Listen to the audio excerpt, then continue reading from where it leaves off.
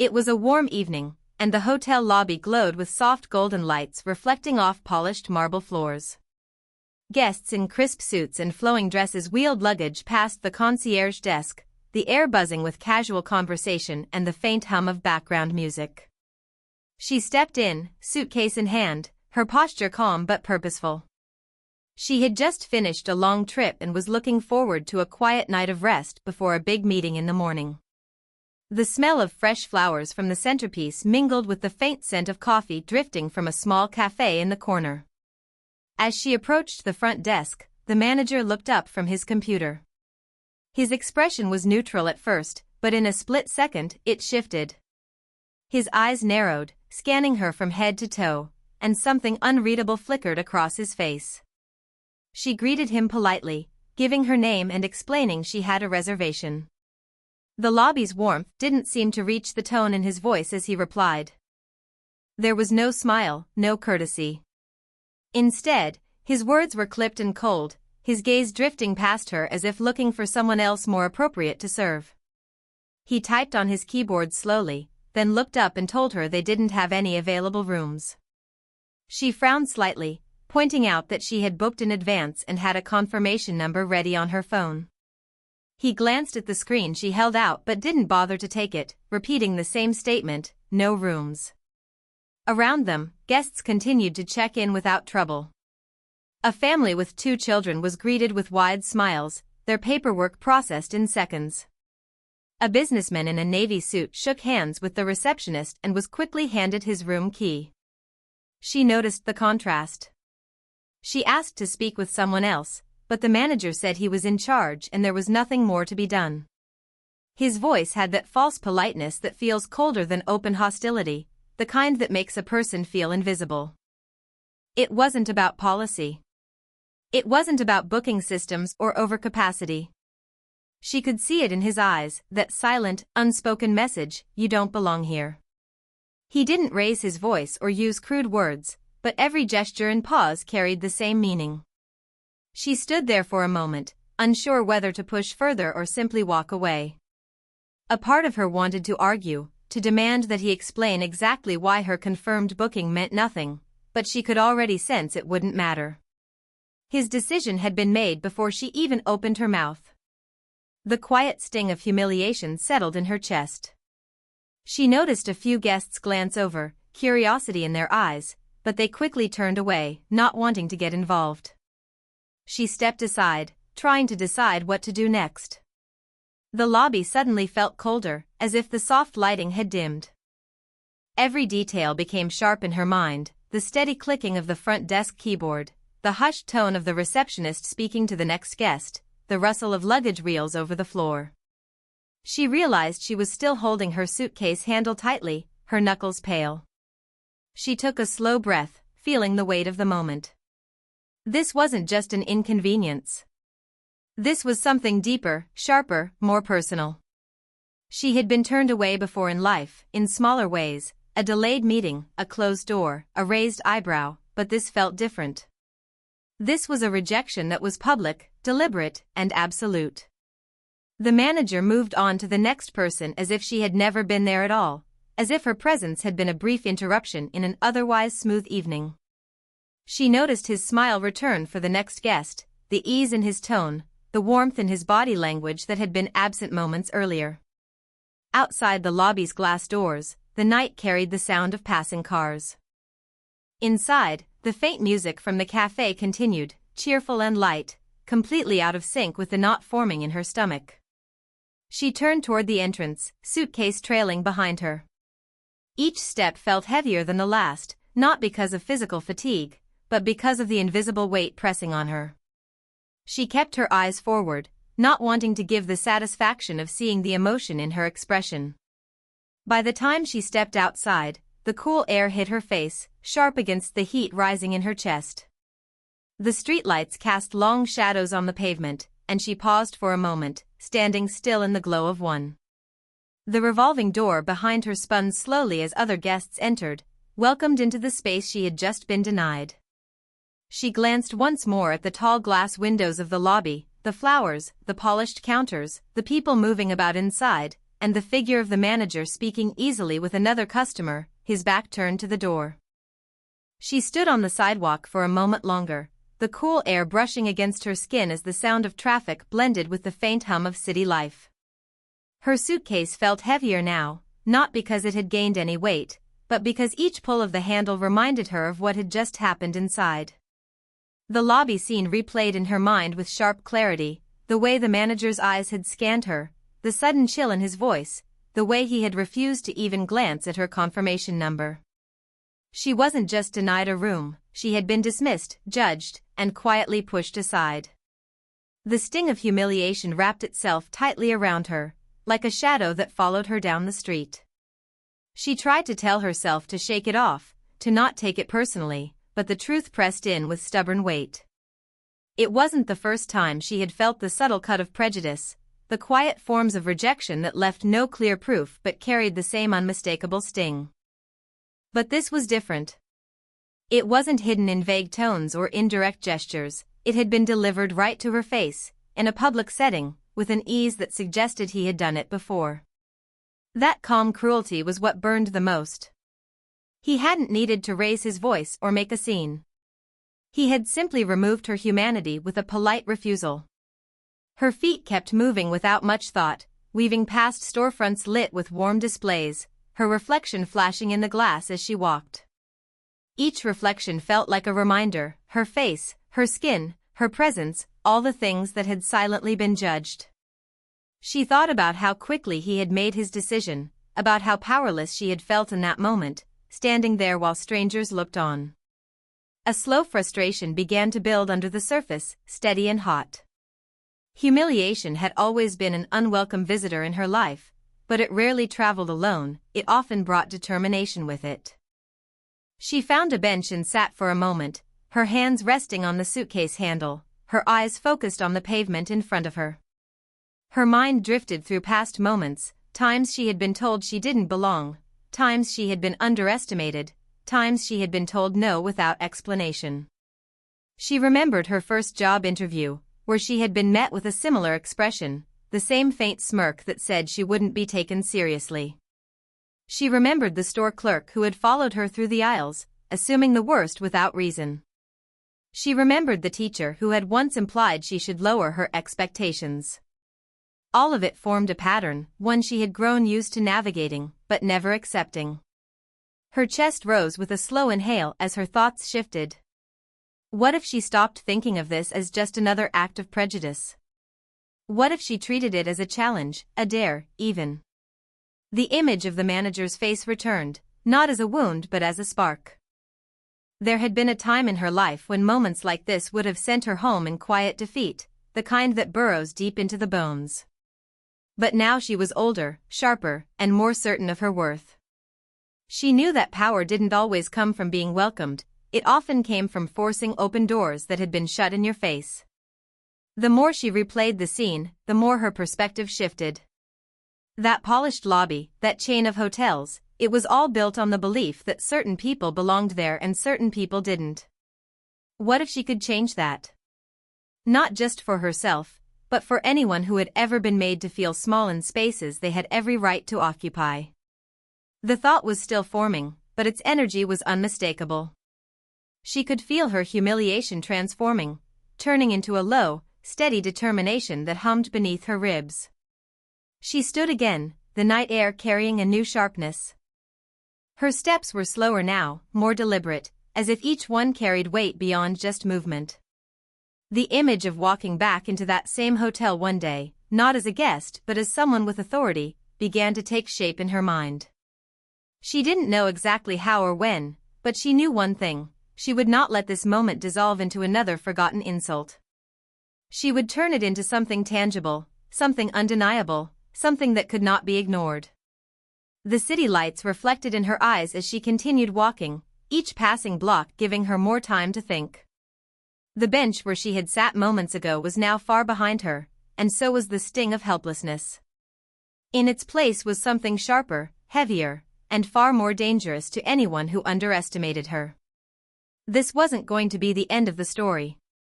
It was going to be the beginning of something much larger, something built from the exact same stones that had once been thrown at her. The days after the incident were restless. She went about her usual routines, but her mind kept circling back to that polished lobby, the glint of the chandelier, the deliberate coldness in the manager's voice.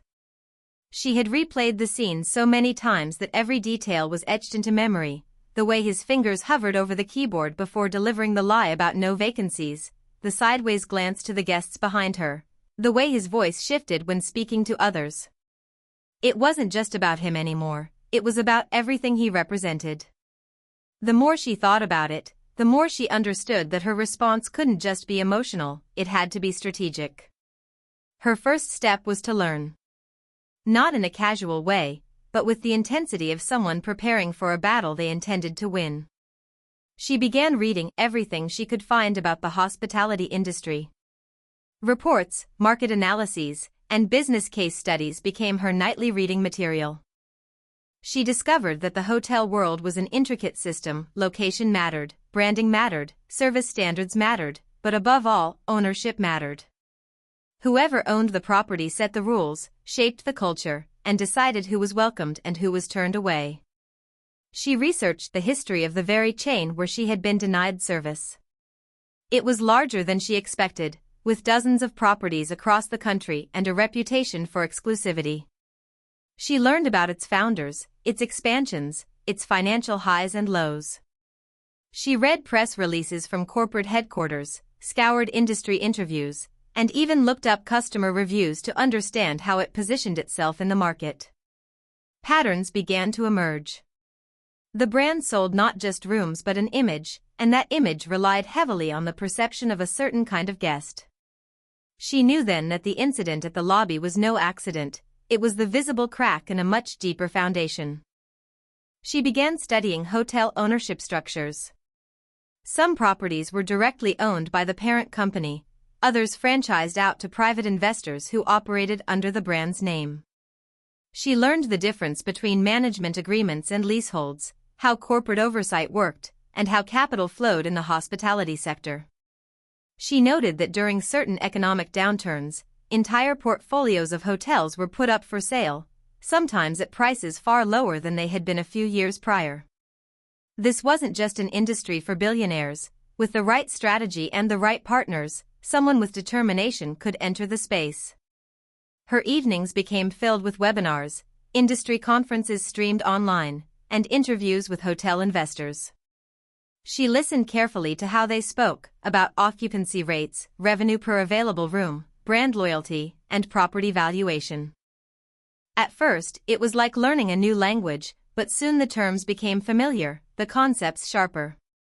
She even started shadowing an acquaintance who ran a small boutique hotel, asking about everything from staffing schedules to supplier contracts. She didn't tell many people what she was doing. To most, it looked like she was simply curious. But in her mind, she was building an arsenal of knowledge. Her research widened beyond just the chain that had turned her away. She studied competitors, both luxury and budget. She compared how different brands treated inclusivity in their marketing, how they trained their staff, how they handled guest disputes. She began collecting examples of hotels that had rebranded under new ownership, noting how a change in leadership often shifted the entire guest experience. She saw that a hotel's reputation could be rebuilt, but it required vision, discipline, and an understanding of the market's emotional pulse. She also looked into financing models. She learned about investment groups that specialized in buying distressed properties, about private equity firms that liked to enter hospitality during economic dips, and about government programs that supported certain types of business acquisitions. The numbers were intimidating at first, but she kept running them, again and again, until they felt less like barriers and more like stepping stones. During the day, she would pass by hotels and see them differently. She no longer looked only at the architecture or the decor. She noticed the flow of guests, the branding on the doormat, the way staff greeted arrivals, the condition of the windows and landscaping. She thought about the supply chains behind the scenes, the corporate contracts, the marketing campaigns that made certain places feel aspirational. The incident at that single hotel had opened her eyes to an entire ecosystem, and she was mapping it piece by piece. Weeks turned into months, and her notebooks began to fill. Pages of figures, contact names, diagrams of ownership structures, and breakdowns of franchise agreements covered her desk. What had started as a wound was now something else entirely, a framework of knowledge that could be turned into action. Each fact she uncovered, each term she mastered, each case study she dissected added another layer to her plan. She understood that the industry ran on perception, and she was beginning to imagine how she could disrupt that perception from the top down. Opportunities rarely arrive with flashing lights or neatly written invitations. They often hide in quiet corners, wrapped in timing and chance, waiting for someone to notice. Months after she had started immersing herself in the world of hospitality, she began to see those opportunities with clearer eyes. She was no longer just a student of the industry, she was someone searching for an entry point. The financial reports she pored over revealed that the chain she had once been turned away from had been experiencing subtle but steady declines in certain markets. Occupancy rates were dropping in a handful of locations, operating costs were climbing, and several of their properties had been flagged for needing renovations. To most investors, those signs might have been reasons to back away. To her, they were cracks in the wall, small openings where she could step in. Through her growing network, she learned that one of the company's regional owners was quietly exploring the idea of selling. It wasn't public information yet, just whispered in industry conversations and hinted at in private meetings. She didn't rush. Instead, she dug deeper, researching that specific regional portfolio. She analyzed its annual revenue, the demographic it served, its staffing costs, and its competitive position in the local market. She looked at comparable sales in similar cities and calculated potential returns if the properties were rebranded or repositioned. The numbers were tight, but they weren't impossible. The right financing, the right operational changes, and the right leadership could turn those properties around. The challenge was not just about money, it was about credibility. The hospitality world was tightly knit, and deals were rarely made with strangers who appeared out of nowhere. She began making more deliberate appearances at industry mixers, charity events sponsored by hotel associations, and panel discussions on tourism and business development. She didn't just attend, she engaged, asking sharp, informed questions, speaking with the ease of someone who belonged in those rooms. Over time, she was no longer the outsider quietly taking notes in the corner. People began recognizing her, greeting her by name, introducing her to others. Each handshake was a thread, and she was weaving a network strong enough to support her ambitions. When the opportunity to meet the regional owner finally came, she was ready. It wasn't a formal negotiation, just a conversation over coffee arranged by a mutual contact. She listened more than she spoke, letting him outline his frustrations, the high maintenance costs, the pressure from corporate to maintain certain brand standards, the difficulty in keeping staff turnover low. When she did speak, she showed she understood the business, not just from a guest's perspective but from the operational and investment sides. She asked about the properties as if she already envisioned them under her management, subtly planting the idea that she was not just another interested party but a potential solution. That first meeting led to a second, this time with numbers on the table. The portfolio consisted of multiple hotels, each with its own challenges but also untapped potential. She proposed ideas for renovation schedules that would stagger costs, marketing strategies that would target new customer segments, and operational shifts that would improve efficiency without cutting essential services.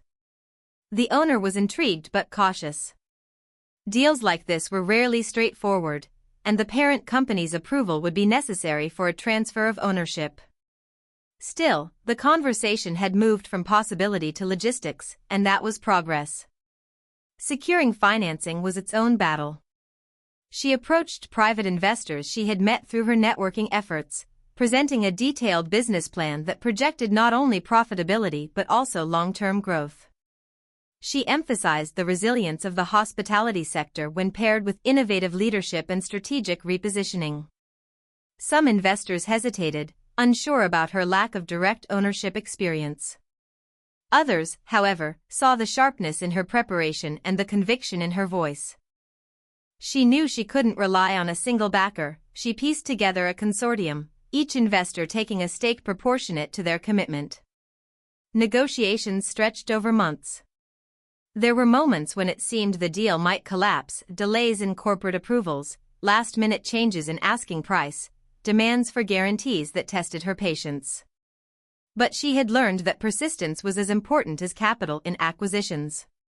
She stayed steady, countering proposals with well-reasoned alternatives, leaning on her research to justify every number she presented. Eventually, an agreement began to take shape, one that would allow her not only to acquire the regional portfolio but also to gain a seat at the table with the chain's corporate leadership. By the time the paperwork was ready, the arrangement was more than just a transaction. It was a calculated entry into the very system that had once rejected her. The same logo that had been a symbol of exclusion was about to become the platform from which she would operate. What had begun as a single painful encounter in a hotel lobby had led her to this moment, where strategy, timing, and relentless preparation converged into something that could alter the course of her life and the culture of the business she was stepping into. From the moment the acquisition was finalized, she knew the real work was only beginning. The papers might have given her ownership, but ownership alone could not erase the culture that had been allowed to grow inside those walls.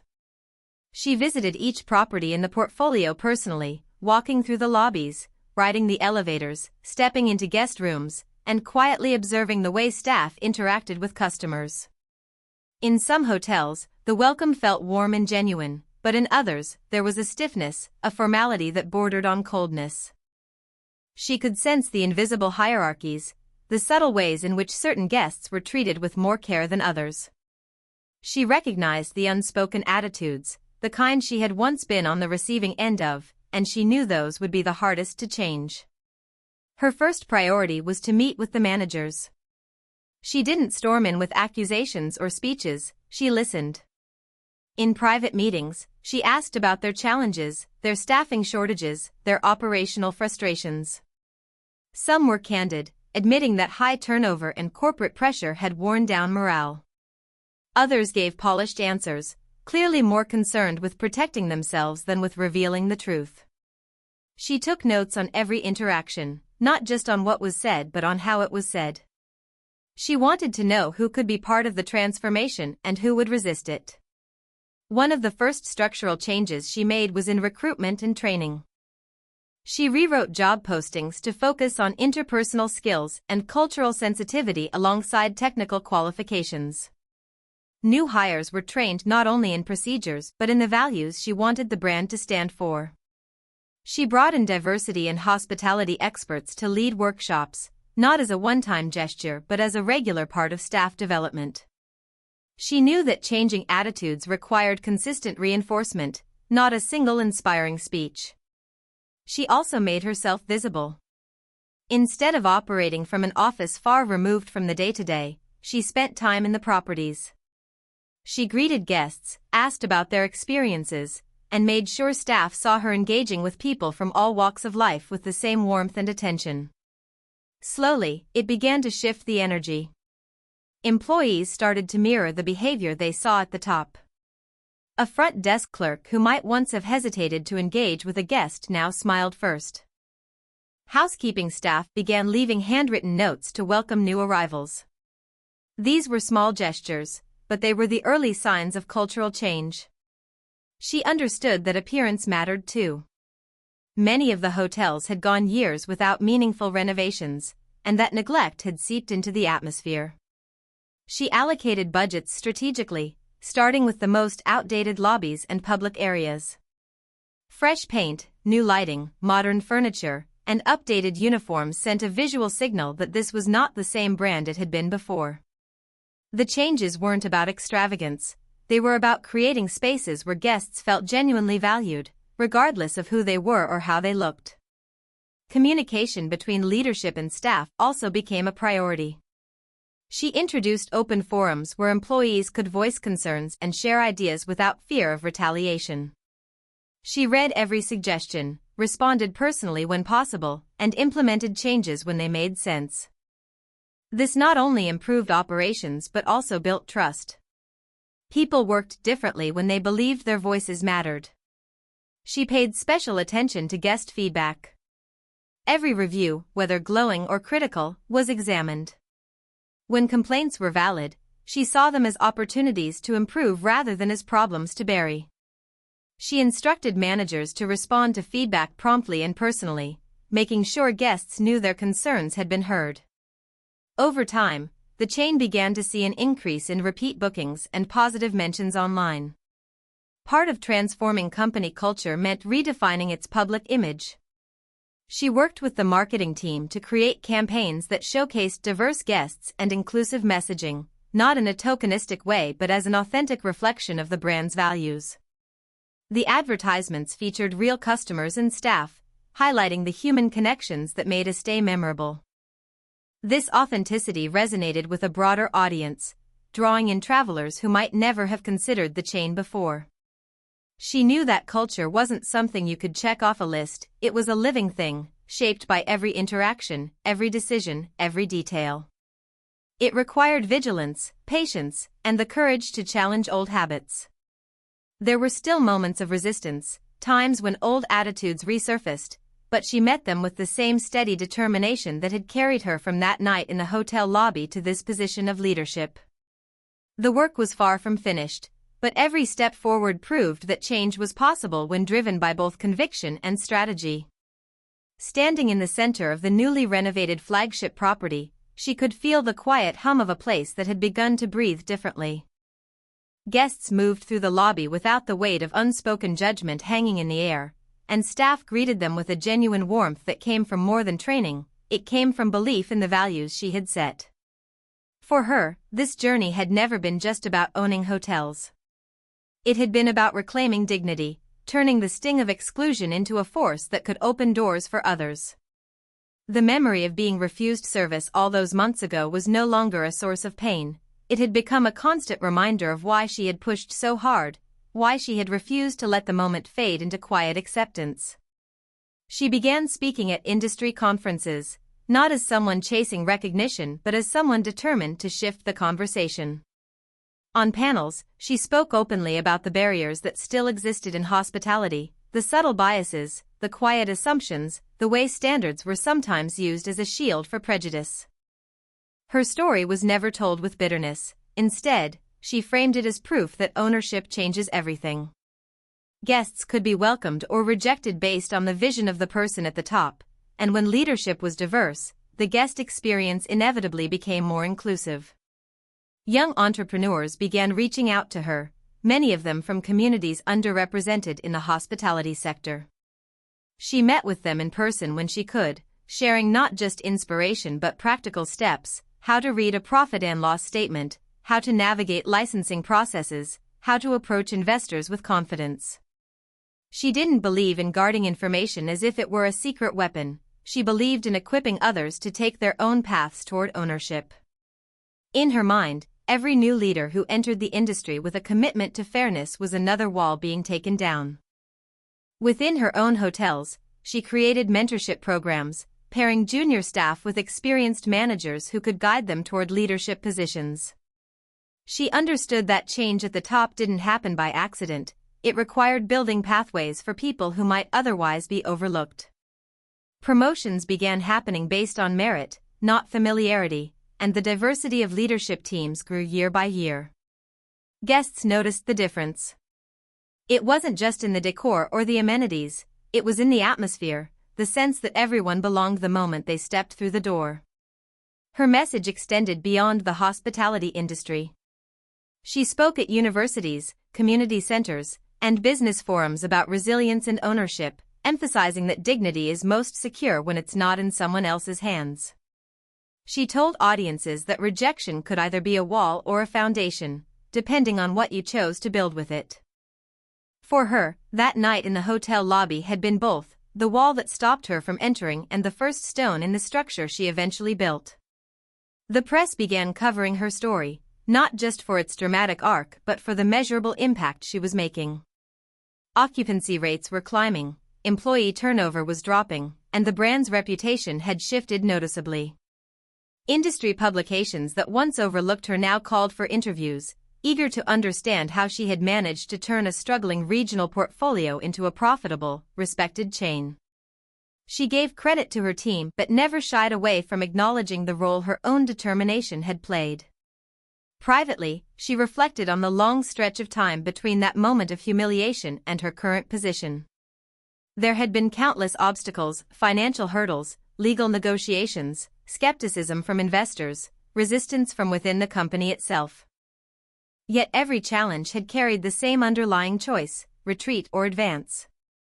She had chosen to advance every time, not because it was easy but because retreat meant giving the manager from that night exactly what he had wanted.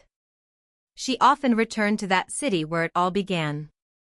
Sometimes she stayed at the same hotel, now under her ownership, watching the staff welcome guests with smiles and attentiveness. The marble floors and chandeliers were the same, but the energy in the air was completely different. Guests arrived from every background, and there was no hesitation, no calculation in the way they were greeted. It was a silent but powerful reversal of that night, proof that spaces could be reshaped when someone refused to accept the terms they had been given. In conversations with her staff, she emphasized that what they were building wasn't just a business but a statement. Every check-in, every warm greeting, every problem solved with care was a reaffirmation of the values she had fought to put in place. She told them that the work they were doing had the power to outlast her, to ripple outward into other businesses, other industries, other lives. The measure of their success, she believed, wasn't just in profit margins or awards but in the invisible ways they made people feel welcome in a world that too often tried to decide who belonged.